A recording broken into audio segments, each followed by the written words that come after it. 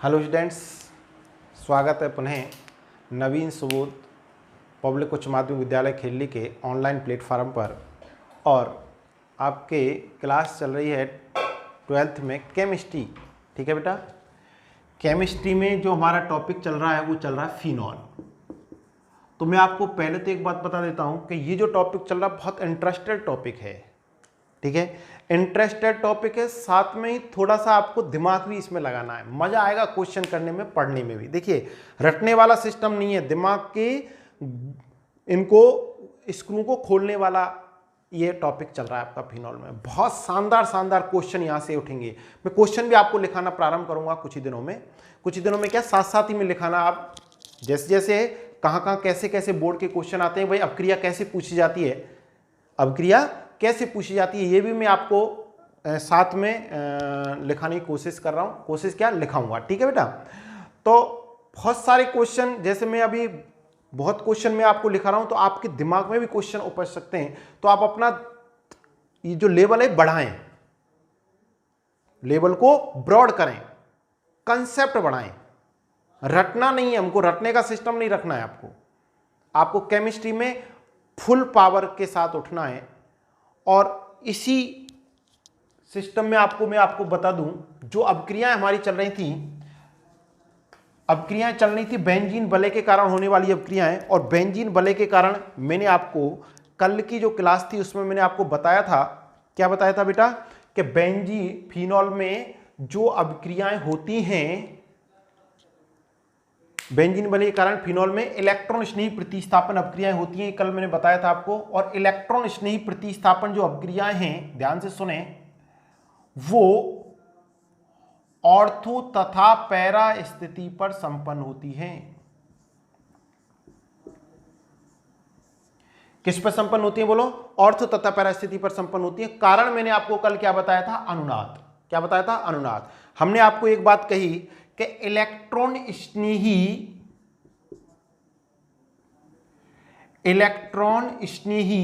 आक्रमण कहां करता है, इलेक्ट्रॉन स्नेही आक्रमण वहां करेगा जहां उसको इलेक्ट्रॉन मिलने की संभावना ज्यादा होगी। तो फिनॉल में इलेक्ट्रॉन मिलने की संभावना सबसे ज्यादा या तो ऑर्थो स्थिति पर या पैरा स्थिति पर। ठीक है ना, तो यहां पर जो आक्रमण करेगा, मैंने कल आपको एक अपक्रिया करवाई थी। कौन सी अपक्रिया थी, पहली अपक्रिया नाइट्रीकरण, तनु नाइट्रिक अम्ल के साथ क्रिया करवाई थी, किसकी, फिनॉल की। तो ये मैं आपको केवल समझा रहा हूं। तो फिनॉल की क्रिया तनु नाइट्रिक अम्ल के साथ हमने करवाई थी, नॉर्मल सामान्य ताप पर, कमरे के ताप पर। ठीक है, तो देखिए ये कैसे टूटा, O पर माइनस, N पर प्लस। तो ये हमारा क्या है, इलेक्ट्रॉन स्नेही। अब ये इलेक्ट्रॉन स्नेही आक्रमण करेगा, या तो कहां करेगा, ऑर्थो स्थिति पर करेगा, या कहां करेगा, पैरा स्थिति पर करेगा। यहां से H प्लस या तो यहां से निकलेगा या यहां से निकलेगा। ठीक है ना, तो ये तो जल निकल जाएगा, ध्यान से सुनिए। और NO2 या तो ऑर्थो स्थिति पर जाके जुड़ेगा या पैरा स्थिति पर जाके जुड़ेगा। ठीक है ना, और उत्पाद क्या बनेगा बच्चों, देखें, पैरा नाइट्रोफिनॉल और ऑर्थो नाइट्रोफिनॉल। ये बात मैंने आपको कल बताई थी। तो मैं आपको बताऊं, आप कहेंगे कि देखिए दोनों बनेंगे, क्या बनेंगे, दोनों।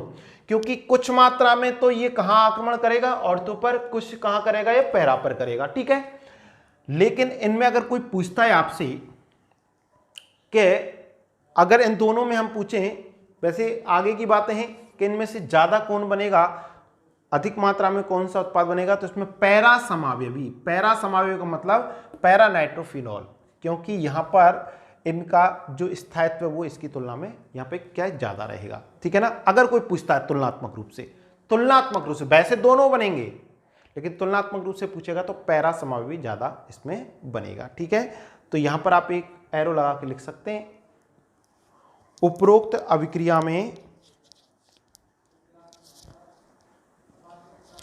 पैरा समावयवी अधिक मात्रा में बनता है।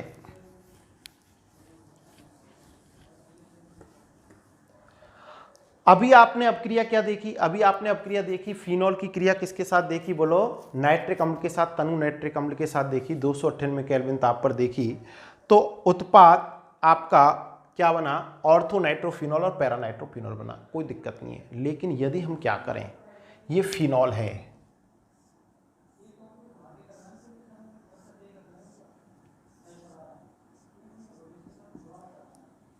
ये यदि फिनॉल है और इस फिनॉल की क्रिया सांद्र नाइट्रिक अम्ल के साथ कराएं, किसके साथ कराएं, सांद्र नाइट्रिक अम्ल के साथ कराएं। और सांद्र नाइट्रिक अम्ल के साथ अगर हम कराएंगे तो देखिए, या कहें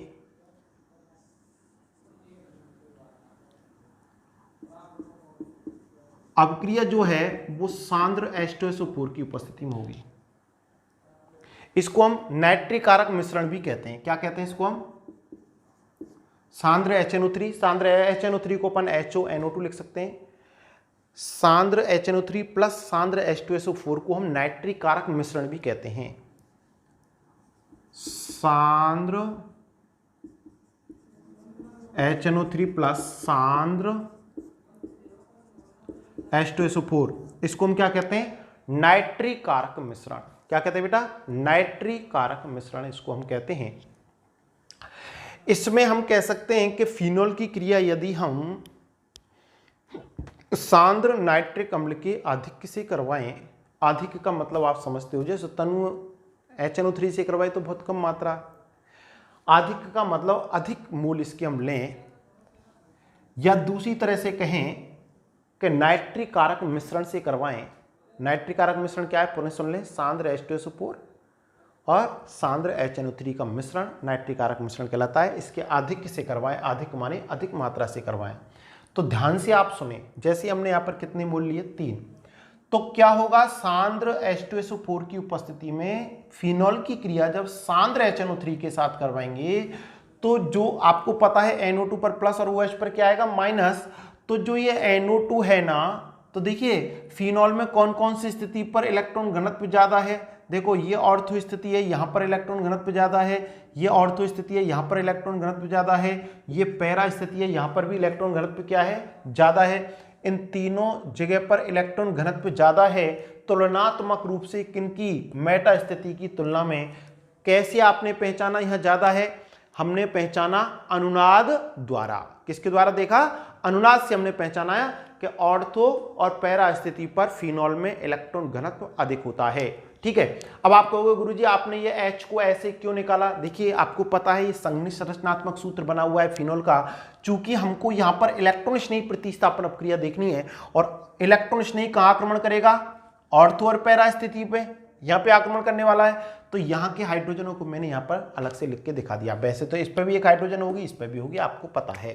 ठीक है, तो फिनॉल की क्रिया यदि नाइट्रिक कारक मिश्रण मतलब सांद्र HNO3 प्लस सांद्र H2SO4 के आधिक्य से करवाई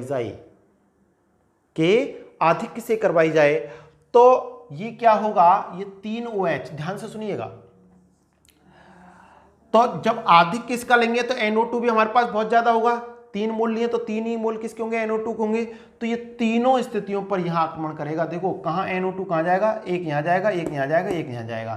तो H प्लस, एक ये H प्लस, एक ये H प्लस और एक ये H प्लस, तीनों H प्लस यहां से चले जाएंगे, तीन, एक यहां से, एक यहां से, एक यहां से, H प्लस चले जाएंगे किसके साथ, 3 OH के साथ H2O, और 3 NO2 समूह, एक यहां, एक यहां और एक यहां, यहां जुड़ जाएगा। ठीक है, और देखिए क्या बनेगा,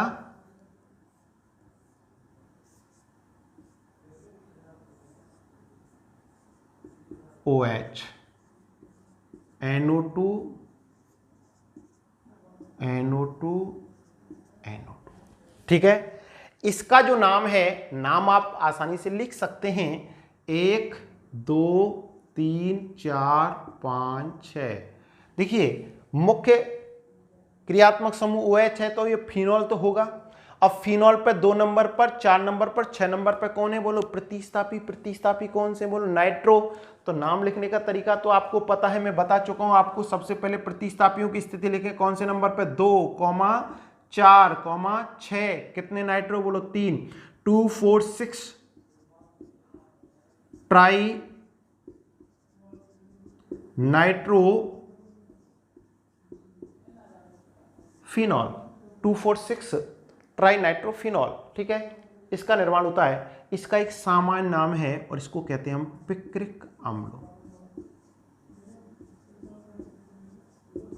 इस पर भी, पिक्रिक अम्ल पर भी मैं आपको एक क्वेश्चन देने वाला हूं, लेकिन बाद में दूंगा। थोड़ा सा कल या परसों तक आपके पास इसका एक क्वेश्चन मिलेगा। कुछ क्वेश्चन मैंने इकट्ठे बना के आपको दूंगा, तो उसमें पिक्रिक अम्ल का भी क्वेश्चन है। ठीक है ना? तो अभी सिर्फ आप देखें कि अगर तनु नाइट्रिक अम्ल के साथ क्रिया 298 केल्विन ताप पे कराते हैं तो ऑर्थोनाइट्रोफिनॉल या पैरानाइट्रोफिनॉल अर्थात मोनो नाइट्रोकरण होता है। मोनो माने एक ही नाइट्रो समूह एक बार में उस पर आक्रमण करता है। यदि हम सांद्र H2SO4 की उपस्थिति में सांद्र नाइट्रिक अम्ल के साथ फिनॉल की क्रिया कराएं, अर्थात नाइट्रिक कारक मिश्रण के आधिक्य से क्रिया कराएं। नाइट्रिक कारक मिश्रण किसे कहा हमने? सांद्र HNO3 और सांद्र H2SO4 का मिश्रण नाइट्रिक कारक मिश्रण कहलाता है। तो हमको क्या प्राप्त होता है? 2,4,6 ट्राई नाइट्रोफिनॉल हमको प्राप्त होता है।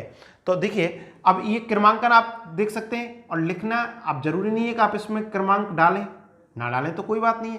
आपको मैंने आपको समझाने के लिए, आप डालना चाहें तो डाल सकते हैं। और कहें कि गुरुजी ऐसे घपड़ सपड़ सी ये संरचना बहुत वैसी हो जाएगी, तो आप सीधे आप ऐसे लिख सकते हैं। वैसे 1, 2, 3, 4, 5, 6। ठीक है, एरो लगा के आप लिखिए। लिखो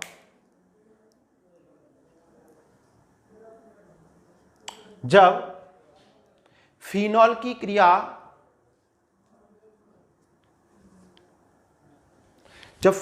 क्रिया सांद्र H2SO4 की उपस्थिति में सांद्र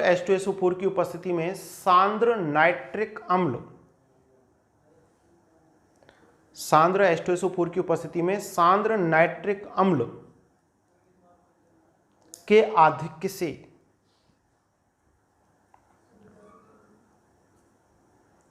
से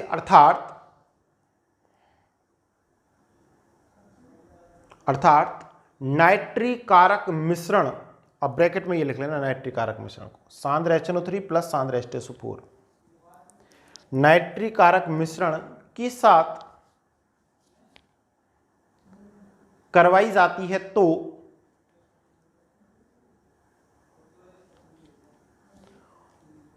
करवाई जाती है तो 2,4,6 ट्राई नाइट्रोफिनॉल 2,4,6 ट्राई नाइट्रोफिनॉल का निर्माण होता है, जिसे पिक्रिक अम्ल भी कहते हैं, जिसे पिक्रिक अम्ल भी कहते हैं।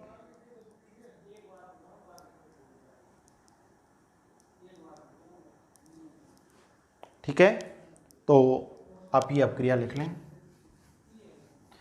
मैं आपको बता दूं, मैं अभी आपको बहुत सारे क्वेश्चन भी लिखवाने वाला हूं, लेकिन कल या परसों तक, आज भी कुछ क्वेश्चन अलग तरीका के लिखवाऊंगा यहाँ पे भी, लेकिन इससे संबंधित मैं आपको अम्लता के आधार पर मेरे बहुत सारे क्वेश्चन बने हुए हैं, उनको मैं लिखाऊंगा। क्योंकि फिनॉल में अम्लता मैंने आपको पढ़ाई थी, अम्लीय क्यों है फिनॉल, पहले सुन लें। क्योंकि प्रोटॉन त्यागता है, प्रोटॉन त्याग अम्लीय प्रकृति क्यों प्रदर्शित करता है, उसके 3 कारण मैंने आपको शायद 2 दिन पहले बता दिए थे। इसके अलावा कुछ प्रतिस्थापी समूह यदि फिनॉल पर उपस्थित हो तो वो अम्लता को कैसे प्रभावित करते हैं, ये टॉपिक मैं आपको अलग से पढ़ाऊंगा। इसके अलावा उन पर आधारित कुछ क्वेश्चन मैं आपको कराऊंगा। ठीक है ना? तो अभी कुछ क्वेश्चन आज भी कराऊंगा, लेकिन अलग तरीका के कराऊंगा। अभी आप ये क्रिया लिख लें।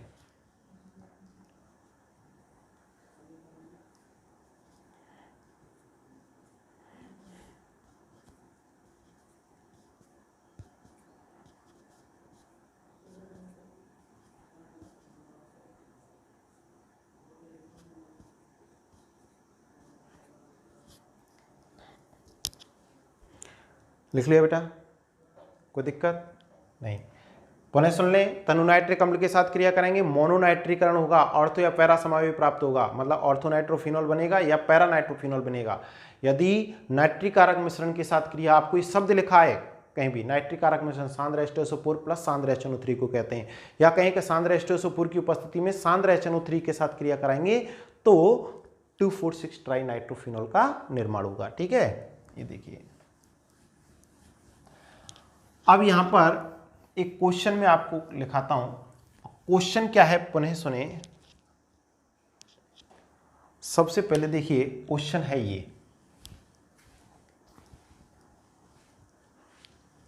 देखो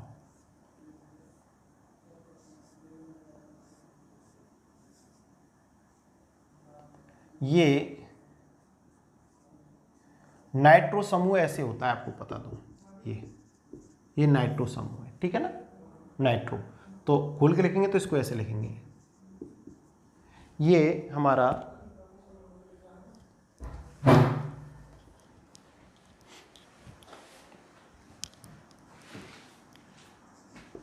ऑर्थो नाइट्रोफिनॉल है।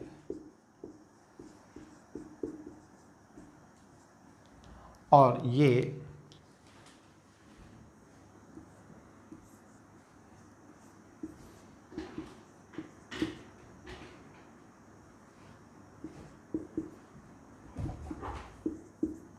हमारा पैरा नाइट्रोफिनॉल है। ठीक है, तो अभी आपने देखा कि नाइट्रीकरण में फिनॉल की क्रिया तनु नाइट्रिक अम्ल के साथ कराते हैं तो ऑर्थोनाइट्रोफिनॉल और पैरा नाइट्रोफिनॉल बनता है। ठीक है, क्वेश्चन क्या बनता है हमारा, अब इनका मिश्रण हमको प्राप्त होता है। क्वेश्चन ये बनता है कि ऑर्थोनाइट्रोफिनॉल और पैरा नाइट्रोफिनॉल को भापीय आसवन द्वारा पृथक किया जा सकता है, क्यों? मतलब क्या है कि अगर हम इनका आसवन कराएं, दोनों का मिश्रण है हमारे पास, उत्पाद मिला, उसमें ऑर्थोनाइट्रोफिनॉल भी और पैरा नाइट्रोफिनॉल भी है, दोनों हमको मिले। अब हम अगर उनका पृथक्करण करना चाहें, उनको अलग अलग करना चाहें कि भैया ऑर्थोनाइट्रोफिनॉल अलग हो जा, पैरा नाइट्रोफिनॉल को अलग पात्र में ले लें, तो कैसे ले सकते हैं? तो हमने आपको आंसर बताया कि इसको हम भापी आसवन द्वारा पृथक कर सकते हैं। किसके द्वारा कर सकते हैं?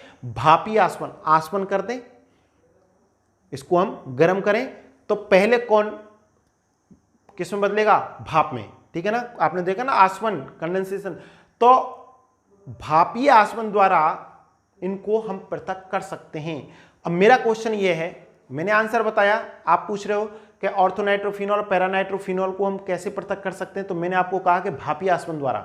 दूसरा इसमें क्वेश्चन आता है कि भापीय आसवन द्वारा इसको पृथक क्यों कर सकते हैं, तो यही मुझे आपको क्वेश्चन लिखाना है और वो बताना है। तो क्वेश्चन लिखने पहले आप लिखिए, ऑर्थोनाइट्रोफिनॉल तथा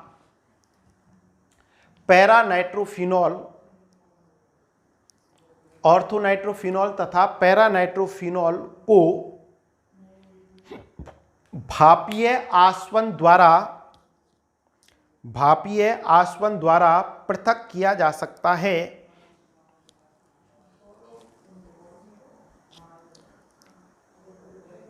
पृथक किया जा सकता है, क्यों? बहुत सिंपल इसका कंसेप्ट है, ध्यान दें। मैं आपको थोड़ा सा बैक में अगर ले जाऊं तो मैं आपसे कहूं कि फिनॉल का क्वथनांक, मैं आपसे, आसवन माने क्वथनांक, मतलब इसको वाष्प में परिवर्तित करना, ठीक है ना, वह ताप जिससे कि कोई पदार्थ किसमें, द्रव अवस्था से वाष्प अवस्था में पहुंचे। अब मैं आपसे एक बात पूछ रहा हूं कि फिनॉल का जो क्वथनांक है अपनी समान अणुभार वाले हाइड्रोकार्बन यौगिकों से ज्यादा होता है। क्यों होता है? तो आपने उसका कारण उसमें लिखा भौतिक गुण में कि फिनॉल में अंतराणुक हाइड्रोजन बंध पाया जाता है। तो उसको तोड़ने के लिए पहले तो अंतराणुक हाइड्रोजन बंध, मतलब हाइड्रोजन बंध है, उसको तोड़ो, फिनॉल के अणुओं को अलग अलग करो, तो वो वाष्प में परिवर्तित होगा। यहां पे भी क्या होगा, देखिए आप, मैं आपको समझने की, थोड़ा सा समझने की कोशिश करें आप। मैंने आपको हाइड्रोजन बंध के बारे में, वैसे आप लेवल में पढ़े हैं और मैंने यहां पे भी आपको बताया, हाइड्रोजन बंध दो प्रकार के होते हैं, अंतःअणुक और अंतराणुक, इंट्रामोलिक्यूलर और इंटरमोलिक्यूलर। देखिए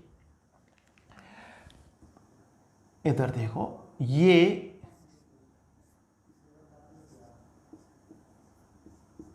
इसको हम पैरानाइट्रोफिनॉल को ऐसे लिख सकते हैं। किसी को कोई दिक्कत हो तो बताएं, पैरानाइट्रोफिनॉल, ठीक है। अब देखें, ये पैरानाइट्रोफिनॉल है और ये कौन है, ऑर्थोनाइट्रोफिनॉल। तो ऑर्थोनाइट्रोफिनॉल की बात करें तो ऑर्थोनाइट्रोफिनॉल में देखिए ये ऑक्सीजन और इससे जुड़ी हुई है कौन, हाइड्रोजन। ये ऑक्सीजन और इसको अपन ऐसे लिख सकते हैं, देखिए किसी को दिक्कत ना हो तो ए यूं, क्योंकि ओ और एच के मध्य बॉन्ड होता है कि नहीं होता है, होता है। तो देखिए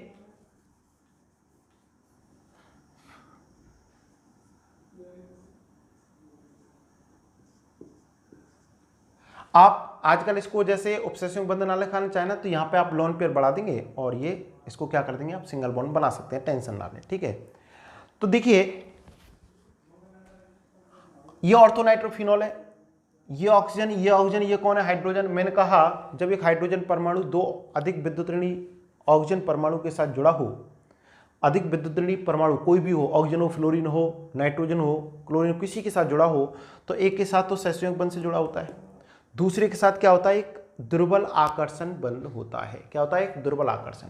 तो देखो ये इसके और इसके मध्य एक आकर्षण बल बन जाता है, दुर्बल आकर्षण बल, ठीक है ना। अब ध्यान से सुने, ऑर्थोनाइट्रोफिनॉल की तो कौन है, हाइड्रोजन है भाई। सब कुछ किसका है, इसी यौगिक का, एक ही अणु का, किसका, ऑर्थोनाइट्रोफिनॉल का एक अणु है, उसी की तो कौन है, हाइड्रोजन। और उसी का कौन है, जिसके साथ हाइड्रोजन बंध बनाया, उसी की कौन है, अधिक विद्युत ऋणी ऑक्सीजन परमाणु। तो इसको कहते हैं अंतः अणुक हाइड्रोजन बंध, अंतः अणुक H बंध। अब हिंदी में हो सकता है आपको प्रॉब्लम हो, तो इसको कहते हैं इंट्रामोलिक्यूलर, इंट्रा माने एक ही अणु के मध्य। अब यहां पे देखो, मतलब ये खुद के अंदर इसमें क्या होगा, इसका मतलब क्या है, ऑर्थोनाइट्रोफिनॉल के जितने भी अणु होंगे वो एक दूसरे से जुड़े हुए नहीं होंगे, क्योंकि उसमें हाइड्रोजन बंध तो होगा लेकिन खुद के अणुओं के मध्य होगा, ठीक है, क्योंकि ये पास पास है। अब यहां पे देखो पैरानाइट्रोफिनॉल, तो ये ऑक्सीजन और ये हाइड्रोजन, तो इनके मध्य हाइड्रोजन बंध नहीं बन सकता है, दूरी बहुत ज्यादा है। लेकिन पैरानाइट्रोफिनॉल में क्या होता है, पैरानाइट्रोफिनॉल में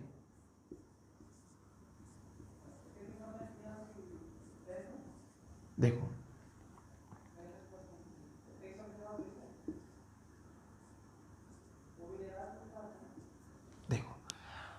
अब अगर आप देखें, और इसको सही बना देता हूं मैं आपको, जिससे कि याद करने में कठिनाई,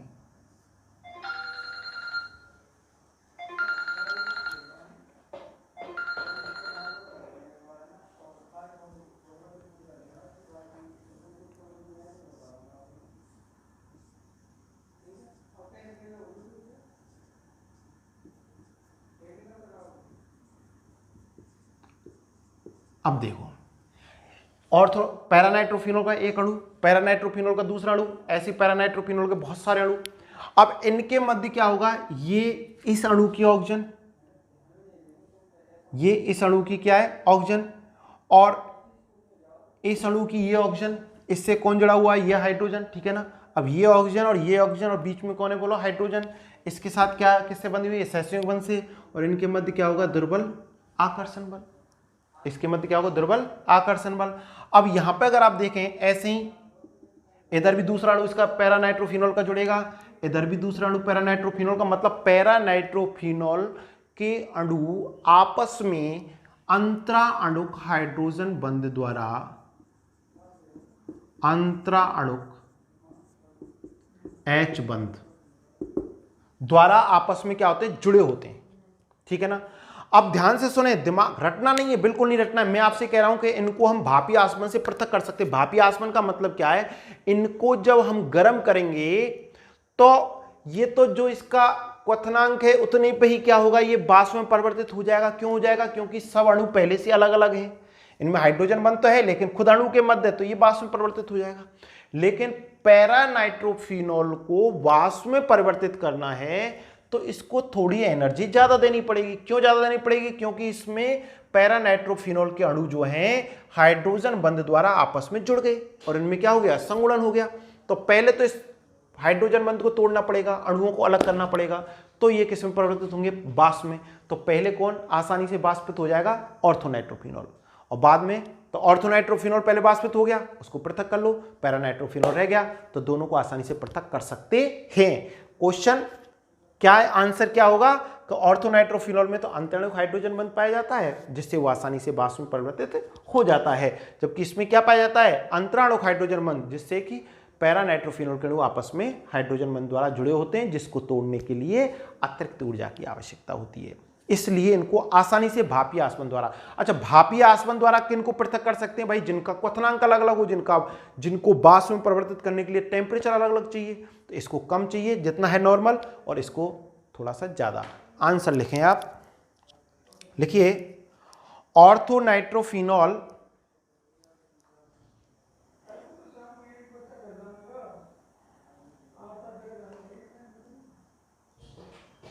ऑर्थोनाइट्रोफिनॉल में अंतः अणुक हाइड्रोजन बंध पाया जाता है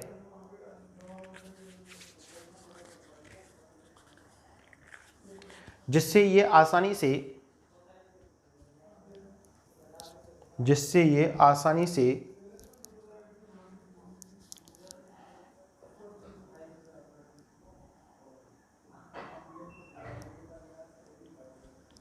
भाप द्वारा आश्रित हो जाता है, जबकि पैरानाइट्रोफिनॉल में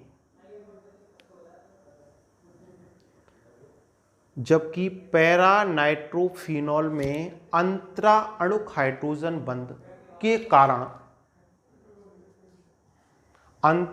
हाइड्रोजन बंध के कारण संगुणन पाया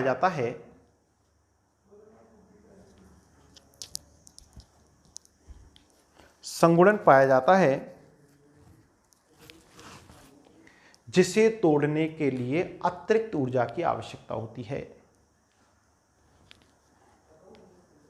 तो आपको एक ही शब्द में आंसर है, जैसे तोड़ने के लिए अतिरिक्त ऊर्जा की आवश्यकता होती है, एक ही आंसर है। इनको भापीय आसवन द्वारा पृथक क्यों कर सकते हैं? क्योंकि इसमें अंतराणुक हाइड्रोजन बंध, इसमें अंतराणुक हाइड्रोजन बंध, अंतराणुक हाइड्रोजन बंध, तो इसमें क्या हो जाता है? संगुणन। तो ये तो भाप द्वारा आश्रित हो जाता है, लेकिन ये आसानी से आश्रित नहीं होता, ठीक है ना, संगुणन पाया जाता है। इसी कारण ऑर्थोनाइट्रोफिनॉल तथा पैरानाइट्रोफिनॉल को आसानी से भापीय आसवन द्वारा पृथक किया जा सकता है। भापीय आसवन द्वारा पृथक किया जा सकता है।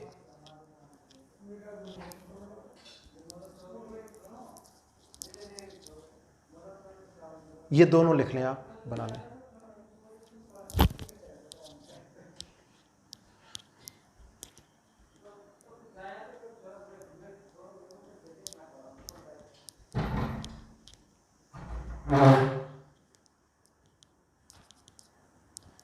देखिए अब यहां पर एक दो क्वेश्चन मैं आपको लिखा देता हूं, फिर अगली अपक्रिया कराऊंगा। कैसे क्वेश्चन आते हैं, अपक्रियाओं को कैसे पूछा जाता है, प्रत्येक क्वेश्चन लिखें। निम्न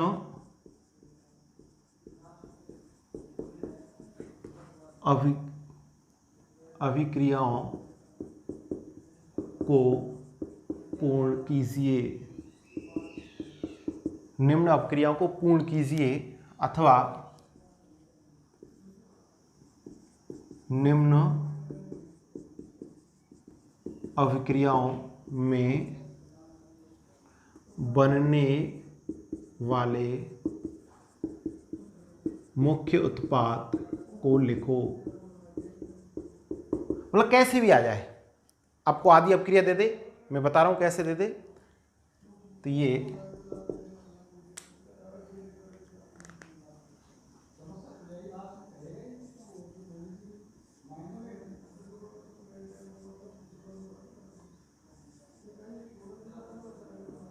फिनॉल,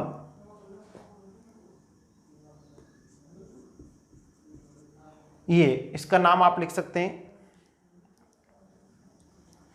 आपको पता है मुख्य क्वेश्चन आपको मिल रहा है, क्वेश्चन में लिखना है 3 मेथिल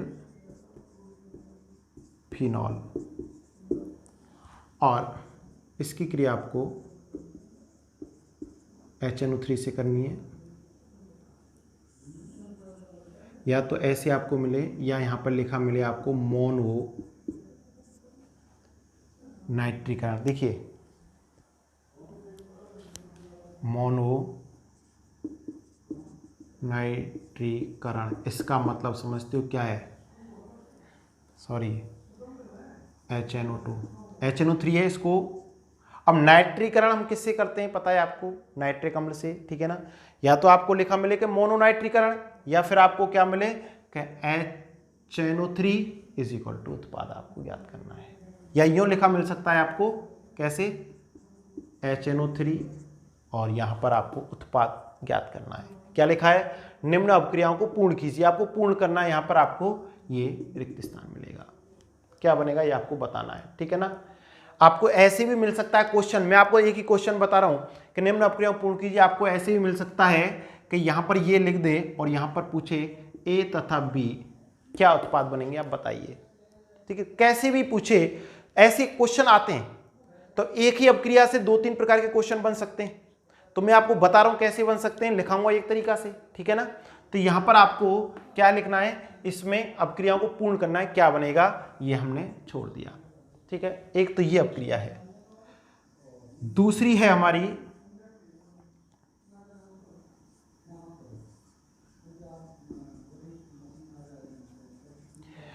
3-मेथिल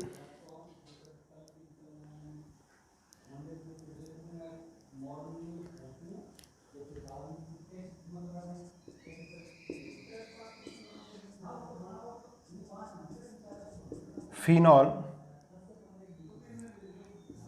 इसका हमको करना है क्या,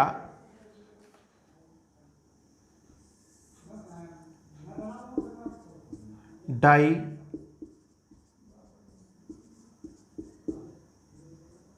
नाइट्रीकरण।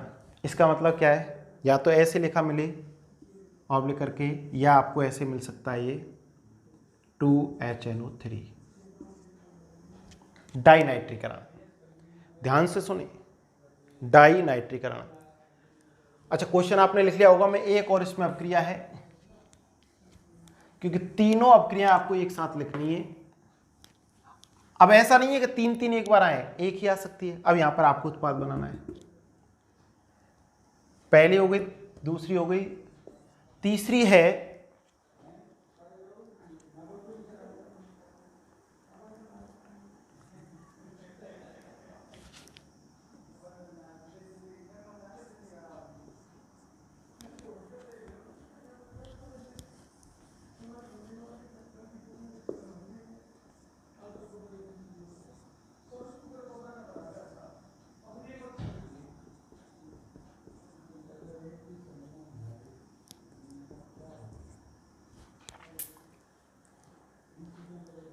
इसका। अगर आप नाम देखोगे तो क्या नाम है, आप लिखने की कोशिश करें।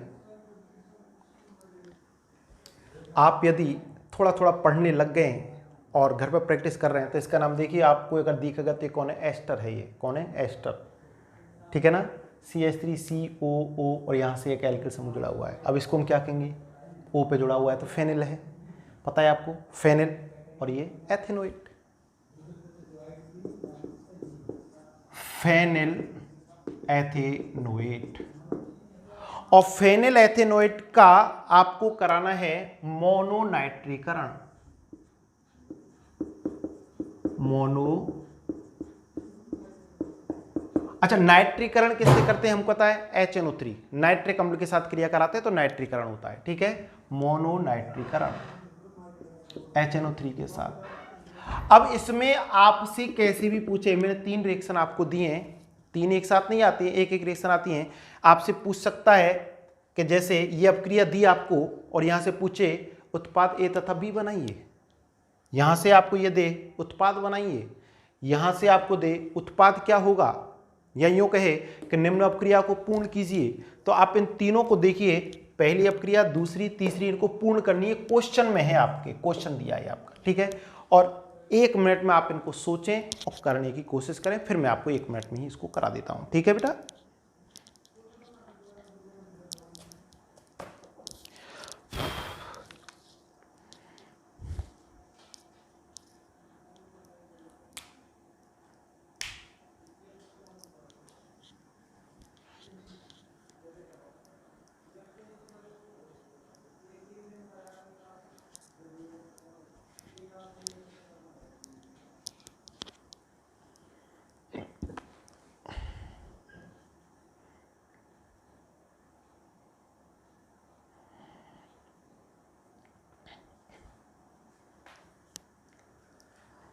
तो सबसे पहले मैं इस अपक्रिया को आपको बताऊं, ठीक है। एक एक करके मैं अपक्रिया आपको, ये क्वेश्चन आपने लिख लिया, मैं एक एक करके दोबारा से अपक्रिया लिखता हूं और फिर आपको आंसर भी लिखना है, ठीक है ना। एक एक करके बता देता हूं, क्योंकि अभी आप पहले क्वेश्चन लिख लिया, फिर मैं एक एक करके आंसर बता देता हूं इनका। देखिए,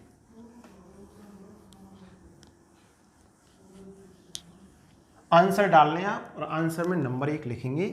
क्या लिखेंगे देखिए, क्योंकि समझा समझा के आपको करना है। आंसर पहला, 3 मेथिल फिनॉल HNO3 से क्रिया करेंगे, मोनोनाइट्रीकरण होगा। तो मैं आपको बता दूं, HNO3 से जब क्रिया करेंगे तो हम HNO3 को ऐसे लिख सकते हैं, कैसे, HONO2। इसमें आपको या तो मोनोनाइट्रीकरण लिखा मिलेगा या एक HNO3 तनु HNO3 ऐसे लिखा मिलेगा, ठीक है। तो आप देखेंगे इसको, अगर मैं नीचे लाऊं, ध्यान से सुने, अगर ये अकेला फिनॉल होता तो फिनॉल होता या तो यहां आक्रमण करता नाइट्रिक अम्ल, नाइट्रो समूह, या यहां करता, तो क्या बनता, ऑर्थोनाइट्रोफिनॉल बनता या पैरानाइट्रोफिनॉल बनता। अब यहां पर क्या है हमारे पास, तीसरी स्थिति पर कौन है, मेथिल और है, ठीक है। अब जब मैं आपको बताऊं तो इसके कारण, इस OH समूह के निर्देशात्मक प्रभाव के कारण, OH समूह के निर्देशात्मक प्रभाव के कारण इलेक्ट्रॉन घनत्व कहां बढ़ेगा, एक तो यहां बढ़ेगा, एक यहां बढ़ेगा, एक यहां बढ़ेगा। तो ये दोनों कौन सी स्थितियां, ऑर्थो, और ये कौन सी, पैरा, ठीक है। समझ में आ गया बात भाई। थोड़ी देर के लिए इसको छोड़ दो, तो इस समूह के कारण या तो यहां आक्रमण करेगा या यहां करेगा, यहां और यहां तो एक ही बात है फिनॉल में, ठीक है। अब मैं अगर इसको हटा दूं, ध्यान से सुनिए, ये CH3, ध्यान से सुनिए आप, क्या है, CH3। CH3 की अगर बात करें हम, तो CH3 भी धनात्मक एम, जो एल्किल बेंजीन है, कौन है, एल्किल बेंजीन। अब ये मैथिल बेंजीन है, यहां पर कुछ नहीं है, तो मैथिल बेंजीन भी धनात्मक एम प्रभाव प्रदर्शित करते हैं, मतलब पॉजिटिव मीसोमेरिक इफेक्ट। तो ये क्या करेंगे, बेंजीन वलय पर इलेक्ट्रॉन घनत्व बढ़ाएगा। जब बेंजीन वलय पर इलेक्ट्रॉन घनत्व बढ़ाएगा तो ये अब इनकी कौन सी स्थिति पर बढ़ेगा, आप अनुनाद द्वारा देखेंगे। अगर धनात्मक कोई भी, और एक बात और सुन लो, कोई भी समूह जो धनात्मक अनुनाद प्रभाव प्रदर्शित करेंगे, कोई भी समूह बेंजीन वलय पर, कोई भी ऐसा समूह जो धनात्मक अनुनाद प्रभाव प्रदर्शित करेगा, कोई भी, जैसे मैं आपसे कहूं कि ये बेंजीन वलय है और इस पर कोई भी एनीबॉडी, कोई सा भी समूह जुड़ा हुआ है, ठीक है ना, और जो जुड़ा हो और वो धनात्मक अनुनाद प्रभाव प्रदर्शित करे, कौन सा, धनात्मक अनुनाद प्रभाव, तो 100% ध्यान रखना, उसमें बेंजीन वलय की ऑर्थो तथा पैरा स्थिति पर इलेक्ट्रॉन घनत्व बढ़ता है। कौन सी स्थिति पर, ऑर्थो और पैरा पर। तो उसमें जो इलेक्ट्रॉन स्नेह प्रतिस्थापन अपक्रिया होंगी वो कौन सी स्थिति पर होंगी, ऑर्थो या पैरा पर घटित होंगी। तो मैं आपसे क्या कह रहा हूं, मेरी बात ध्यान से सुने, जैसे मैं इनको अलग करके आपको बताऊं, मैं आप देखिए करने को आंसर 1 सेकंड में आपको लिख दूंगा, लेकिन आप कंसेप्ट आपका खुलना चाहिए। ऐसे नहीं, ये तो एक अभी तो थोड़े थोड़े से आए, कितना भी क्वेश्चन आ जाए, आगे बढ़ेंगे आप, बेंज एल्डिहाइड आएगा, बेंजोइक अम्ल आएगा, नाइट्रोबेंजीन आएगी, एनिलीन आएगी, कैसे भी क्वेश्चन आप कहीं आप रुकने नहीं चाहिए, ठीक है। देखिए मैं आपको कोशिश कर रहा हूं समझाने की, ये फिनॉल और ये कहा मैंने अलग से मैथिल बेंजीन, ठीक है, दोनों के दोनों प्लस एम प्रभाव प्रदर्शित करते हैं, धनात्मक अनुनाद प्रभाव। तो धनात्मक अनुनाद प्रभाव से इलेक्ट्रॉन घनत्व कहां बढ़ता है, आपको पता है भाई, यहां ऑर्थो स्थिति पर बढ़ता है या पैरा स्थिति पर। ये भी धनात्मक अनुनाद प्रभाव तो ऑर्थो स्थिति पर और पैरा स्थिति पर बढ़ता है, ध्यान सुने। तो अगर इन पर इलेक्ट्रॉन स्नेह का आक्रमण होगा, चाहे फिनॉल पर होगा तो ऑर्थो या पैरा पर होगा, इस पे होगा तब भी ऑर्थो या पैरा पे, दोनों पे कंडीशन पे होगा भाई, ऑर्थो पे भी होगा और पैरा पे भी होगा, इसमें भी ऑर्थो पे होगा और पैरा पे होगा। अब यहां पर क्या है, ध्यान से सुनिए आप, जो हमें दिया है, दिया क्या है भाई, हमको दिया है ये दिया है, और इस पर नाइट्रिक अम्ल की क्रिया करवाइए, इस पर किसकी क्रिया करवाइए, नाइट्रिक अम्ल की। अब ध्यान से सुनिए आप, सबसे पहले OH समूह के कारण, इसके कारण अगर हम देखें तो ऑर्थो और ये पैरा, तो नाइट्रो समूह या तो यहां आक्रमण करे या तो यहां करे या यहां करे, इन दोनों में से तो एक ही बात है, और यह यहां करेगा, ठीक है ना, ऑर्थो पे करेगा और पैरा पे करेगा, करेगा दोनों पर, लेकिन कुछ मात्रा में ऑर्थो। अब ये कौन सी स्थिति हो गई इसके लिए? ऑर्थो। और ये कौन सी हो गई? पैरा। अब मैं बात करूं, थोड़ी देर के लिए आप भूल जाओ ये, ठीक है। अब देखो इसके कारण ऑर्थो स्थिति कौन सी है? मैंने आपको बताया था ना, ऑर्थो पैरा आपको रटनी नहीं है। ऐसे नहीं कर साहब न्यू सीधे बना दो, ये ऑर्थो हो गई, जैसे आपने रट रखा था, ये ऑर्थो हो गई, ये मेटा, ये पैरा, ऐसा नहीं है। आपने इसको छुपा दिया। अब हमारे पास कौन है? मैथिल बेंजीन। तो अब ये नंबर 1 है, तो इनके लिए ऑर्थो कौन सी स्थिति है? एक तो ये ऑर्थो है और ये ऑर्थो है। इसके लिए ये ऑर्थो और ये ऑर्थो, और ये कौन सी हो गई? बोलो पैरा। किसके लिए? मैथिल के लिए। ध्यान से सुने। अब ध्यान देखिए आप कि ये दोनों इसके लिए ऑर्थो हो गई, और ये भी इसके लिए क्या हो गई? ऑर्थो हो गई। अब उत्पाद जो बनेगा वो मैं बना रहा हूं आपको। उत्पाद ये बनेगा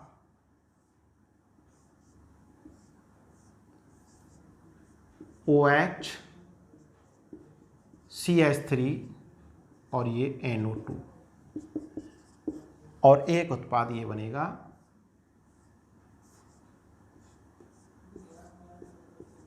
OH CH3 NO2। देखिए आप, अब मतलब क्या है कि यहां पर हमने कोई भी नाइट्रो समूह नहीं जोड़ा है। एक यहां जोड़ दिया, एक यहां जोड़ दिया। ऐसा क्या कारण है पता है आपको? क्योंकि ये दोनों के दोनों ऑर्थो पैरा निर्देशीय हैं, ठीक है ना। तो उत्पाद में एक तो ऑर्थो समावयवी बनेगा, एक पैरा समावयवी बनेगा। तो आप देखें जब NO2 यहां आक्रमण करता है इस पर, तो इस OH का तो ये कौन सी स्थिति पर आ जाता है? ऑर्थो पर। और CH3 के कौन सी स्थिति पर आ जाता है? पैरा पर। देखो 1 2 3 4, तो ये बनेगा। तो इसकी तो पैरा स्थिति पर, इसकी कौन सी? ऑर्थो स्थिति पर। और यहां जब आक्रमण करता है तो OH के तो कौन सी स्थिति पर आ गया? पैरा पर। और इसके कौन सी आ गया? ऑर्थो पर। और अगर यहां पे होता तो इसके ये ऑर्थो होता और इसके भी ये ऑर्थो होता, ठीक है ना। और यहां होता तो इसके भी ऑर्थो होता और ये इसके पैरा होता, तो इसके कोई पैरा नहीं होता। तो पैरा भी बनेगा दोनों का और दोनों का ऑर्थो भी बनेगा, ठीक है ना। तो ये उत्पाद इनका बनने वाला है। कौन सा उत्पाद बनेगा? ये उत्पाद। एक ये बनेगा और एक ये बनेगा, ठीक है ना। तो आप थोड़ा दिमाग लगाएं इसमें, आप दिमाग को खोलें आप। अगर फिर भी आपको कोई प्रॉब्लम है तो मुझे आप बताएंगे, मैं आपको और भी इसको अच्छे और भी समझाने की कोशिश करूंगा। तो पहला आंसर ए और बी क्या बनेंगे? ये बनेंगे। उतार लो इसको आंसर नंबर 1 डाल के।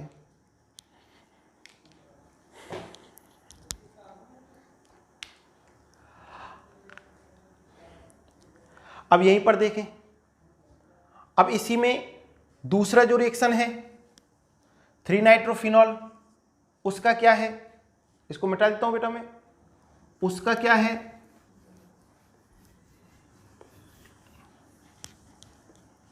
उसका डाइनाइट्रीकरण।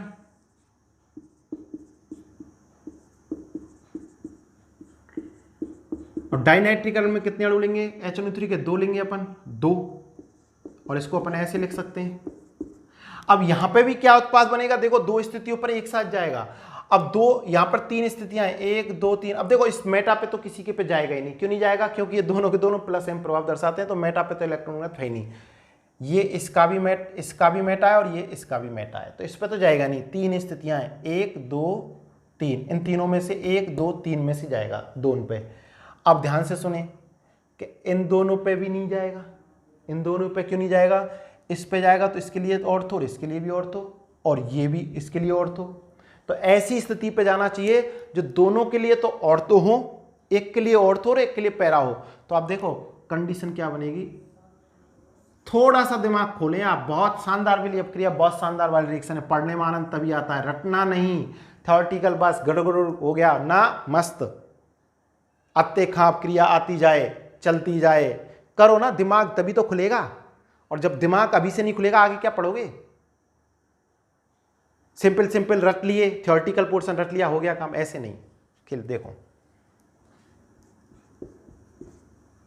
OH और यहां पर ये बनेगा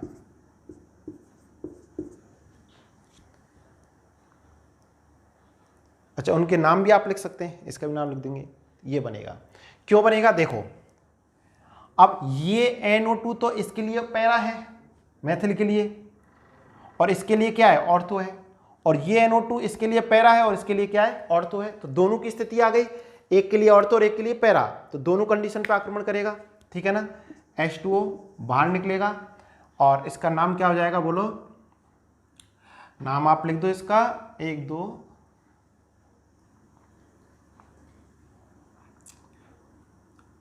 1 2 3 4 5 मेथिल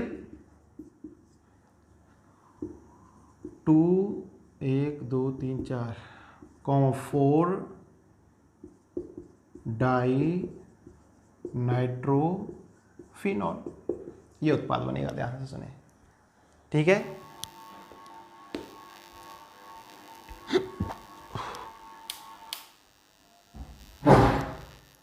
ये अपक्रिया आप उतार लें और समझने की कोशिश करें, जो कंसेप्ट दिया है। अपक्रिया बहुत शानदार चल रही है अभी, तो इन पर आधारित बहुत सारे मैं क्वेश्चन आपको अभी और भी लिखाऊंगा आपको क्वेश्चन, क्योंकि आपका दिमाग पूरा जब तक खुलेगा नहीं मैं क्वेश्चन लिखाते रहूंगा। ये अपक्रिया उतार लें आप।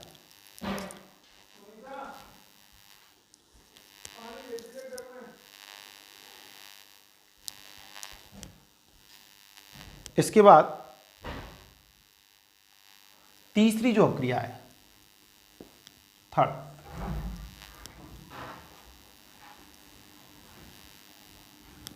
तीसरी जो अपक्रिया है वो है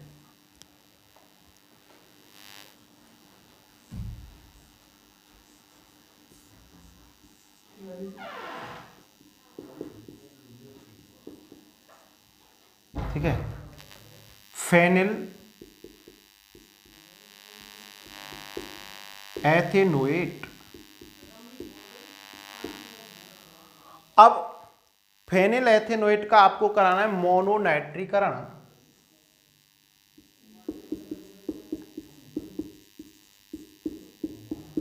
आपको मैं बता चुका हूं मोनोनाइट्रीकरण, देखिए इसका मतलब एक HNO3 से क्रिया कराएंगे, आप ऐसे भी इसको लिख सकते हैं, ठीक है। अब यहां पर देखिए इसमें यह कि मुख्य उत्पाद कौन सा बनेगा, जैसे मैंने आपको कहा था कि ऑर्थोनाइट्रोफिनॉल पैरानाइट्रोफिनॉल दोनों बनते हैं, यदि कहीं तुलना की जाए तो पैरा थोड़ा ज्यादा बनता है, ठीक है ना, मुख्य उत्पाद के रूप में पैरा समावी बनता है। अब यहां पर भी आपको मैं बताऊं कि यहां पर जो फेनिल एथेनोएट की क्रिया या फेनिल एथेनोएट का मोनोनाइट्रीकरण कराएंगे तो इसकी ऑर्थो और मेटा स्थिति पर जो प्रतिस्थापी हैं वो क्या होगा, इसको अस्थायी बना देगा। क्या बना देगा इसको, अस्थायी। तो यहां पर जो उत्पाद जो बनेगा वो कौन सा बनेगा, पैरा।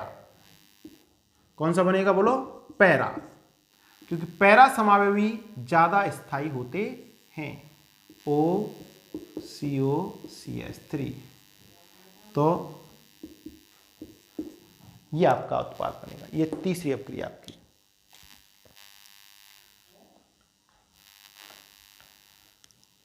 ठीक है, तो ये क्वेश्चन पहले मैंने आपको एक क्वेश्चन पूछा कि ऑर्थोनाइट्रोफिनॉल पैरानाइट्रोफिनॉल इन दोनों को हम भापी आसवन द्वारा पृथक कर सकते हैं, तो उसका कारण मैंने बताया। फिर मैंने 3 अपक्रियाएं ऐसे पूछी जाती है, अपक्रिया आदि ऐसे लिखा सकता है कि अपक्रिया पूर्ण कीजिए, ऐसे लिखा सकता है कि अपक्रिया में ए तथा बी को पहचानिए, ठीक है ना। तो ये 3 अपक्रिया में आपको लिखाता चलूंगा। अभी इन पर और भी क्वेश्चन मुझे आपको लिखाना है, लेकिन अभी नेक्स्ट लिखवाएंगे हम आपको, क्योंकि वहाँ पे थोड़ा सा टॉपिक भी आपको अलग से समझाना पड़ेगा, तो और भी उस पर आधारित क्वेश्चन आपको मिलेंगे। तो ये अपक्रिया उतार लिया आपने। इसके बाद ये नाइट्रीकरण हमारा हुआ, मैंने आपको कहा तनु नाइट्रिक अम्ल से क्रिया कराया तो ऑर्थो और पैरा दोनों समावे बनेंगे। सांद्र नाइट्रिक अम्ल के साथ सांद्र H2SO4 की उपस्थिति में कराते हैं तो आपको पता है तीनों स्थितियों पर नाइट्रो समूह का आक्रमण होता है और 2,4,6 ट्राई नाइट्रोफिनॉल का निर्माण होता है। नेक्स्ट हेडिंग डालो, दूसरी अपक्रिया है इसमें इलेक्ट्रॉन स्नेह प्रतिस्थापन में हैलोजनीकरण। हैलोजनीकरण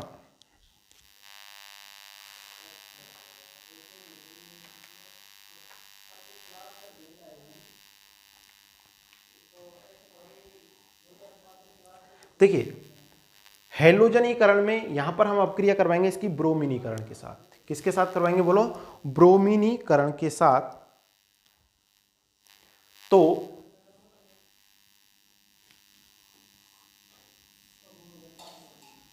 पहली बात ये देखो, फिनॉल और फिनॉल की क्रिया Br2 के साथ करवाएं, Br2 के साथ। Br2 के साथ करवाएं, अभिक्रिया निम्न ताप पर होती है, कम ताप पर होती है।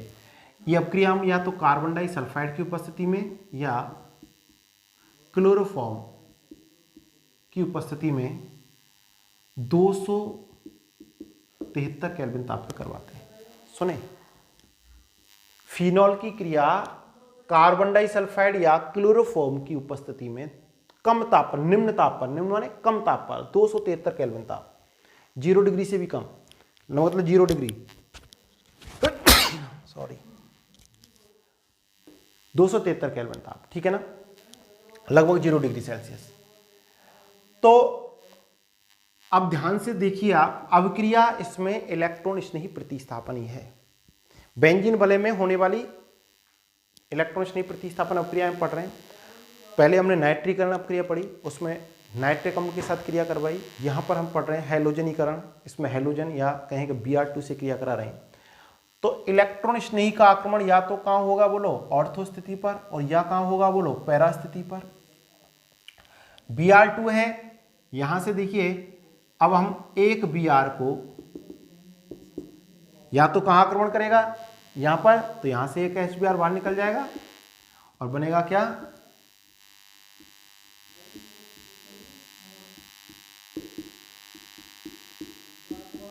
या फिर कहां करेगा, पैरा पर।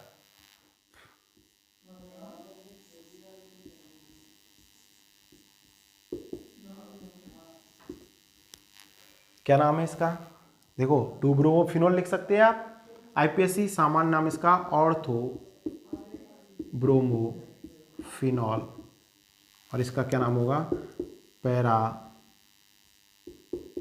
ब्रोमोफिनॉल।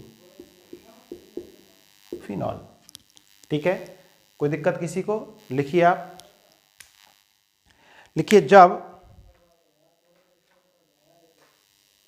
जब फिनॉल की क्रिया, जब फिनॉल की क्रिया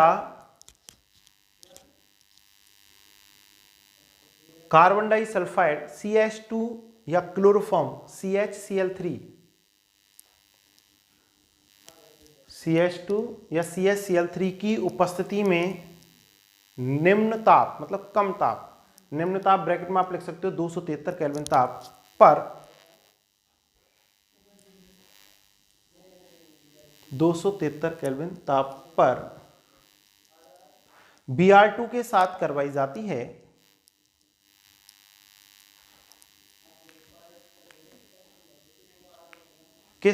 जाती है, तो ऑर्थोब्रोमोफिनॉल तथा पैराब्रोमोफिनॉल का निर्माण होता है।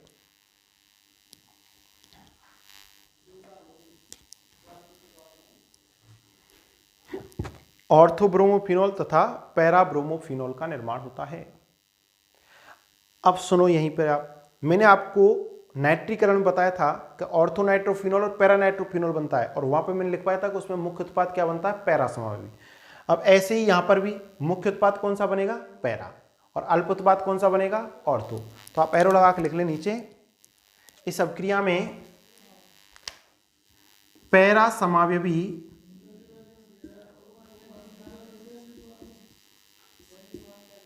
इस अभिक्रिया में पैरा समावयवी मुख्य उत्पाद के रूप में प्राप्त होता है।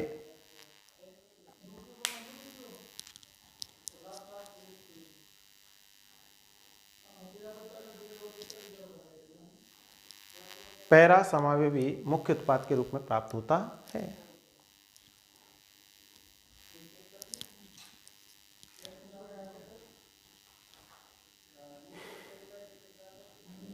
ठीक है, ये अभिक्रिया लिख लें आप।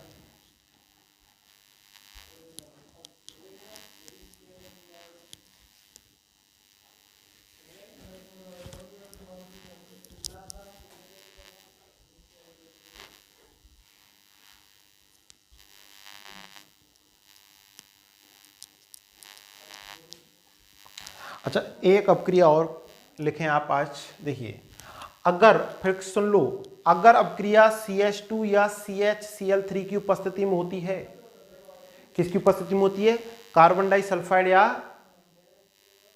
क्लोरोफॉर्म की उपस्थिति में होती है, तो ऑर्थोब्रोमोफिनॉल या पैराब्रोमोफिनॉल बनेगा। और यदि अभिक्रिया आपको मैं बताऊं ये अध्रुवीय विलायकों की अनुपस्थिति में हो, या कहें ये फिनॉल और फिनॉल की क्रिया ब्रोमीन जल के आधिक्य से हो, आधिक्य का मतलब अभी तक आपको समझ में आने लग गया होगा, अधिक मात्रा, तो हम क्या लें, Br2 ब्रोमीन, क्योंकि ये द्रवावस्था में पाई जाती है ब्रोमीन, ब्रोमीन जल भी कहते हैं इसको Br2 को, ब्रोमीन जल के आधिक्य से करवाई जाए, Br2 के आधिक्य से करवाई जाए, तो क्या होगा, देखिए आपको पता है जब आधिक्य से हमने नाइट्रिक अम्ल के साथ करवाई तो तीनों स्थितियों पर नाइट्रो समूह का आक्रमण हुआ, ऐसे ही इसमें देखिए आप इसको ऐसे लिख सकते हैं, कैसे भी लिख सकते हैं, 3Br ये 3HBr और ये इन पर जाके जुड़ेगा।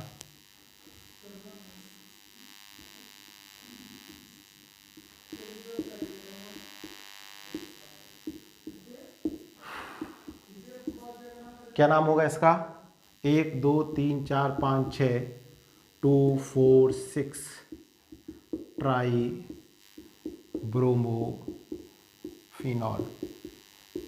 एरो लगा कर नीचे लिख लें, लिखिए यदि फिनॉल की क्रिया ब्रोमीन जल के आधिक्य से करवाई जाए, ब्रोमीन जल के आधिक्य से करवाई जाए तो 2,4,6 ट्राइब्रोमोफिनॉल का निर्माण होता है। 2,4,6 ट्राइब्रोमोफिनॉल का निर्माण होता है। तो दोनों अपक्रियाएं आपने देखी, ये अपक्रिया आप लिखें कि अगर हम कार्बन डाइसल्फाइड की उपस्थिति में क्रिया करवाएंगे तो ऑर्थो या पैरासमय बनेगा, और अगर ब्रोमीन जल का आधिक्य लेंगे और उनका कोई नहीं लेंगे, क्या नहीं लेंगे, अध्रुवीय विलायक नहीं लेंगे, तो तीनों स्थितियों पर आक्रमण होगा और 2,4,6 ट्राइब्रोमोफिनॉल का निर्माण होगा। ध्यान से सुने, ठीक है ना। ऐसे हमने करवाई एक अपक्रिया नाइट्रिक अम्ल के साथ, तनु नाइट्रिक अम्ल के साथ करवाई थी, ऑर्थो नाइट्रोफिनॉल, पैरानाइट्रोफिनॉल, और ज्यादा मात्रा में सांद्र HNO3 के साथ करवाई थी तो पिक्रिक अम्ल आपका बना था। उसके कुछ क्वेश्चन मैंने आपको लिखा है, कुछ अपक्रियाएं कैसे पूछी जाती हैं ये लिखाया, अभी भी मैं आपको क्वेश्चन साथ के साथ लिखाता रहूंगा। ये अपक्रिया आप लिख लें।